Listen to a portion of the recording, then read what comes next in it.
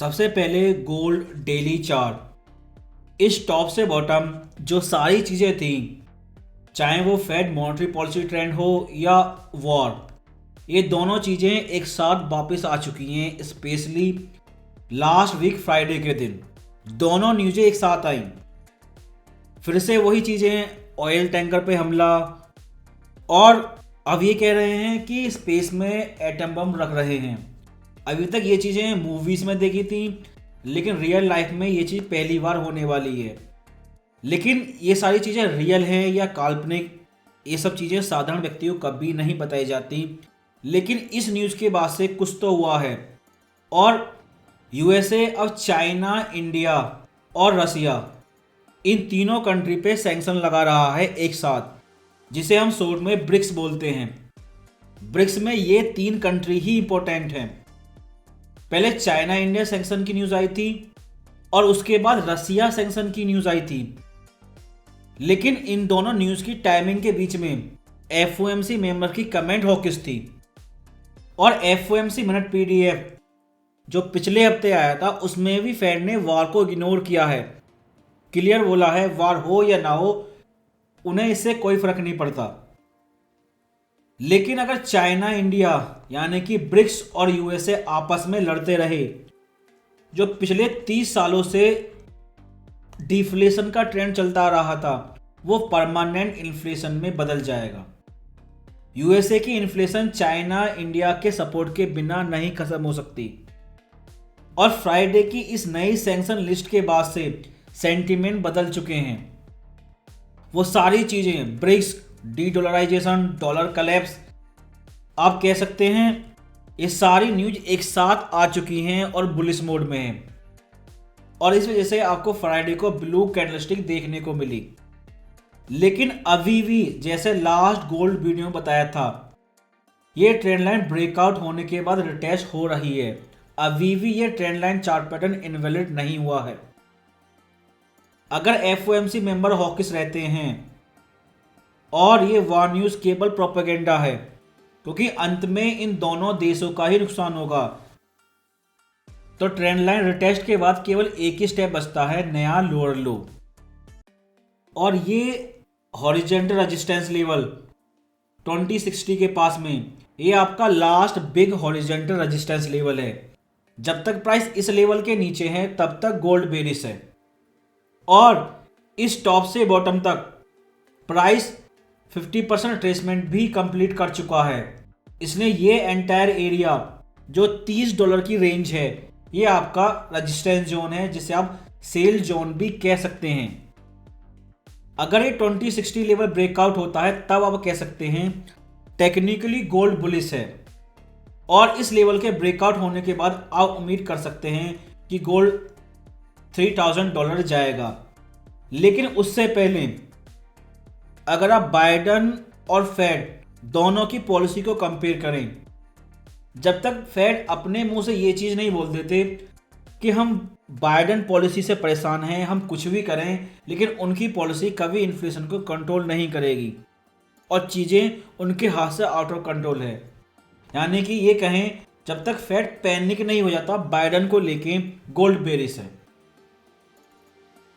अगर आपको लगता है इस हफ्ते फेड पैनिक होगा बाइडन पॉलिसी को लेके, और एक कोल्ड वार जिसमें सारा वर्ल्ड दो पार्ट में डिवाइड होता है और आपस में युद्ध करते हैं, और एक कोल्ड वार फिर से स्टार्ट होता है, और आपको लगता है कि फेड इस हफ्ते इस वार को लेके पैनिक होता है, तभी गोल्ड बुलिश है, अदरवाइज नहीं।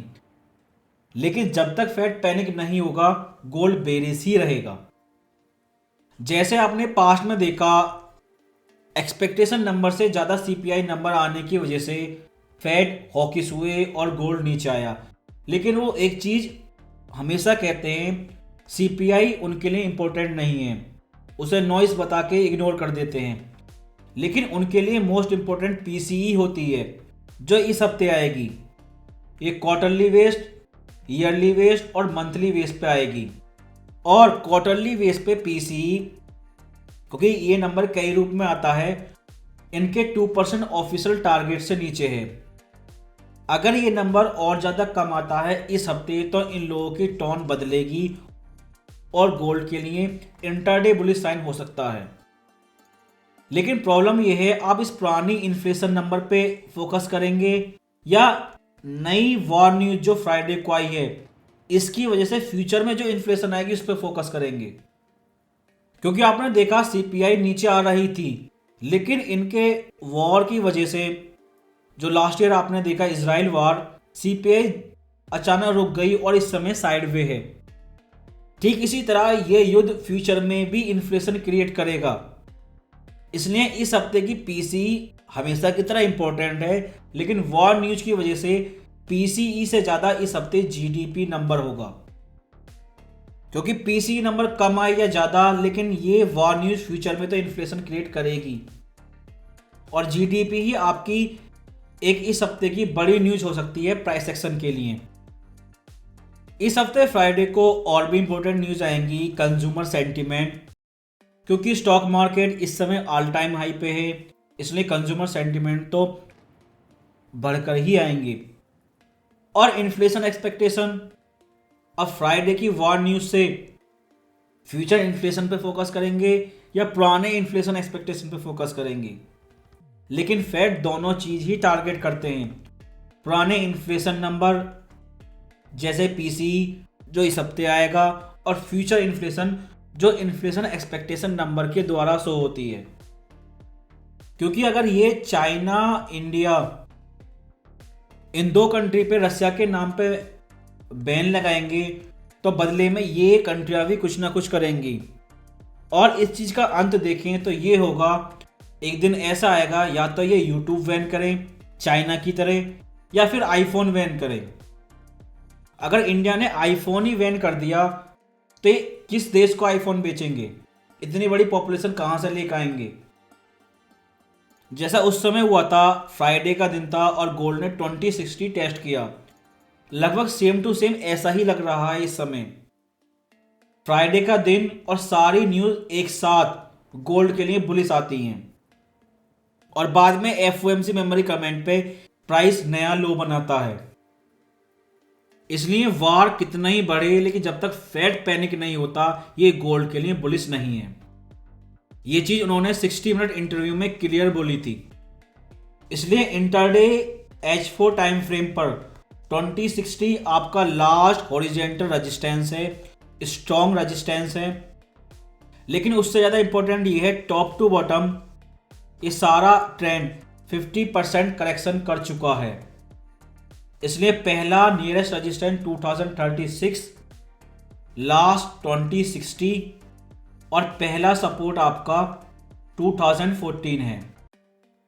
इसलिए 2036 पे आप जैसे चाहे ट्रेड कर सकते हैं, लेकिन ये चीज़ याद रखें, अगर 2014 लेवल से नीचे ब्रेकआउट होता है तो गोल्ड बेरिश है और जब तक 2060 ब्रेकआउट नहीं हो जाता तब तक बुलिश नहीं है और आपके पास clear horizontal support and resistance level है।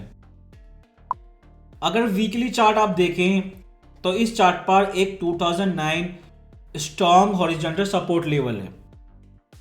आप देख सकते हैं मल्टीपल टाइम प्राइस ने इस लेवल के पास में सपोर्ट लेवल शो किया है। जब भी नीचे जाता है रिजेक्शन करने के बाद ऊपर ही क्लोज होती है कैंडलस्टिक।